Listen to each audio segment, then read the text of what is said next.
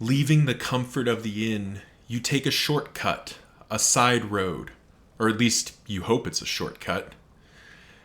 Instead, you find yourself in a claustrophobic tunnel, perhaps the remains of a sewer system, now filled with the detritus and remains of the civilizations above, and filled with the reeking stench of rotting vegetables and meat.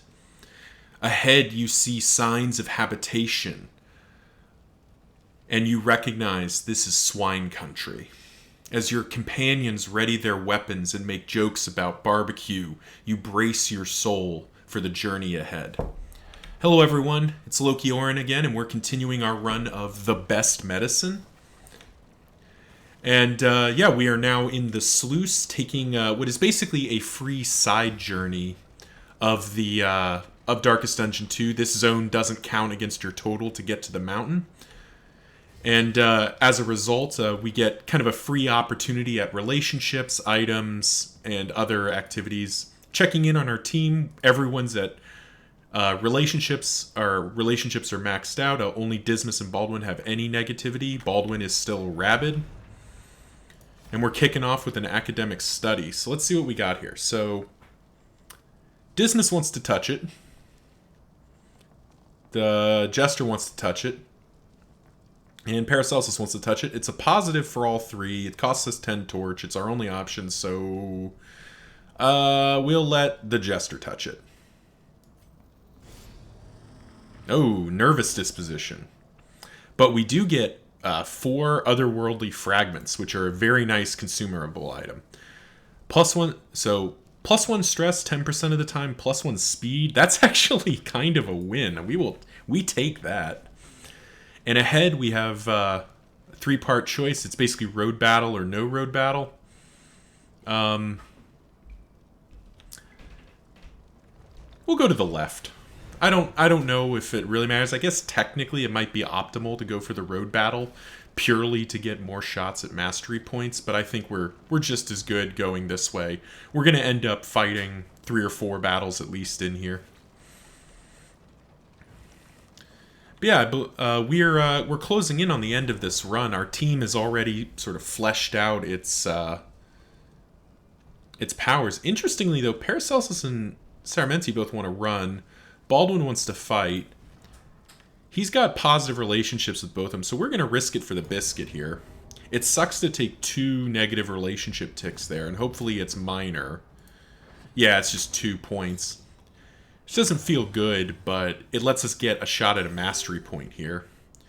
Let's see, we got 2 regular swine brutes. We do have a couple of smoke bombs. We'll have chances for more smoke bombs. Let's try to blind these guys and just keep them out of the fight a little bit. Very nice. Got the blind on both of them, which means now Dismas can set up his take aim, and we should be in good shape. Well, we were hoping that was going to miss. At least Dismas dodged it. And thanks to that combo token, we just get to smack. Oh, you get to go twice. I see. Well,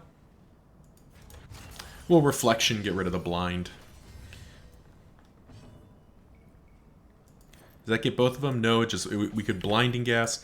We'll continue to work on this front guy. Just try to work him down since the other guy's blind for 2 turns. Well, he's supposed to be blind. Apparently, that's not how this works. But that's 3 turns out of our leper. That is this trinket is so good because getting punched is pretty much what the leper's for. So that is great. And there we see the first tick of our critical hit generates a burn. So this swine's burning for 9 right now. So let's actually take a beat, get Dismas encored, because now we can do that, which gives the burn on there. So that is a lot of damage we're pumping out for relatively little cost. And we'll tick this guy up. Nice little stress heal. And gamble the 50-50. Da! Punished. It was worth a shot. Well, he's at death's door. Probably could have played that slightly better, but I don't think it's going to matter. A little bit of stress and some damage isn't going to matter, and he's still blind. So there we go. 50-50 works half the time. We take those. Saramenti's dazed. We knew that. And let's just start taking bad guys off the table. Reflection now heals for 2 stress because we upgraded it, so that blind helps us out. And interestingly, he's getting the resist on the blight, which is not our favorite thing. And apparently he's just going to sit that back there and smash us in the face, which is fine. Let's see if we can get the blind off. We do, which means that our Plague Doctor can continue to do damage. We've been down worse roads, my friend. And we'll go ahead and just get rid of the blind with Take Aim. Because we may not kill him this turn, so we may as well just take the nice blind paying off. We still keep forgetting to put Purge on here. So we'll just Intimidate, get the Weaken token in there, and Taunt. That's pretty nice. Oh, nice, a free crit token, which means take some Blight and some Burn, so he is now going to hit Death's Door. Oh, they hit Death's Door off that, and looks like our Jester is going to come in for the cleanup here.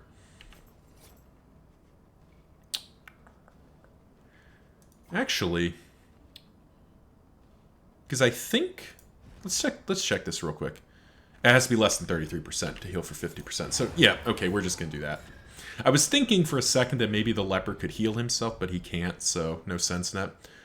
Increased stacking of food, bleed, that's not very useful. We're basically just fishing for mastery points at this point. And any fun token drops, but we haven't seen any yet. So we'll keep charging ahead here. I appreciate your candor. Good. Slowly healing our relationships here. That's very nice. Always something to be found at the bottom of the barrel. Some neutralizing powders. That's nice. And he wants to fight... Hang on. So that should keep the relationship... Oh, but this doesn't affect Paracelsus and Saramenti? So we'll do it from the Paracelsus side, because I think that doesn't affect that relationship. Is that right? Yeah, perfect. So we got what we wanted there. And we also managed to heal the Baldwin-Paracelsus relationship back up. We'll take aim. These guys are vulnerable, which is nice, but they also come with dodge tokens. So that's going to be a little annoying here.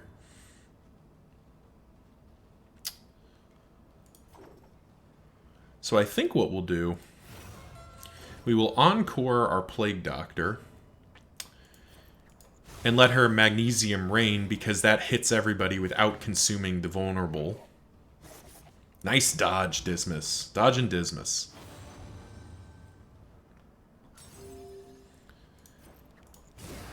And it sucks to use up those back 2 tokens here.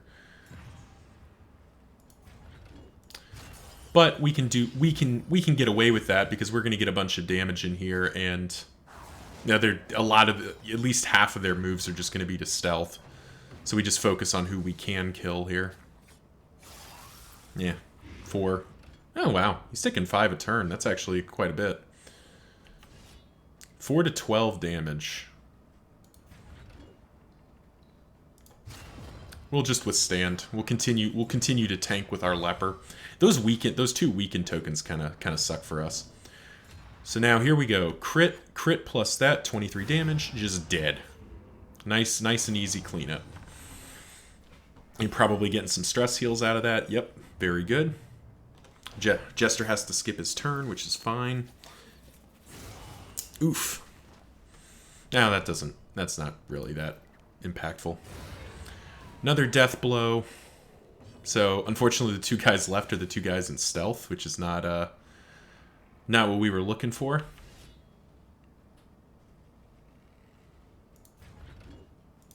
So, he literally can do nothing, so we may as well just clear out a corpse, I guess. And he thankfully doesn't pick up the blind token, so now we just tank. Oof. And now we get to pop the Solemnity heal. 30 HP. Again, see what I mean? The leper just doesn't need help. He is not in any real danger here. Despite the fact that he did just take, you know, a 14 hit and got reduced pretty low. He's back to full, basically. So let's just slice off. So we need 4 damage back there. Man, they like going after our Plague Doctor here. So guaranteed death or risk it for the biscuit. We'll risk it. And we got punished. Well, it was worth a shot. 4 damage, not a big deal.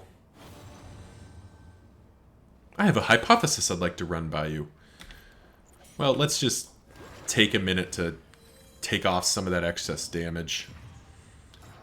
And now he's going to hit for about 1 billion. There we go. Another guy down.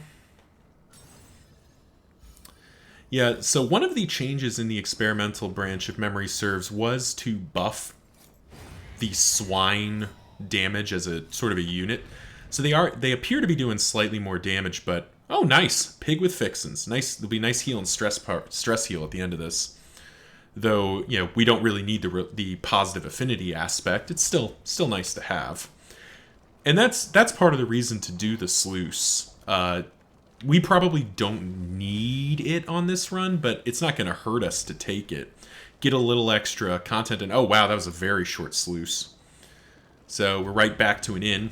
So nice little quick Sluice run there. Grab a 2 combats and an academic study. Maybe a little disappointing, but what are you gonna do? The Limping Mule, you just heal to 25%. Everyone gets a quirk. Sarmenti gained Nervous, which we're okay with. What did people get? Oh, lots of negative. Fear of Fanatics. Okay. Erudite, Supreme Knowledge over all. That's not ideal. We need to hit a hospital now. Pyrophobia. Yeah, that's gotta go. Good lord. And Thin-Blooded. Thin-Blooded's not that much of a problem. Well, first of all, let's just... There we go. Positive relationships for everybody. Blow that steak and potatoes. We're going to save both of these for the final round here. We'll get rid of that. We don't care too much. We're going to get rid of the neutralizing powders. We're not going to use them. Death Cap Spores we don't need. We'll keep that stun grenade for right now. Let's check the Provisioner, see what we got. Chance to spawn positive combat. That's tempting. Let's check where we're going, actually, real quick. So our choice is... Chances the Sprawl, where we could go fight the Librarian again if we want to. Or we can avoid the Hoarder and get 3 mastery points.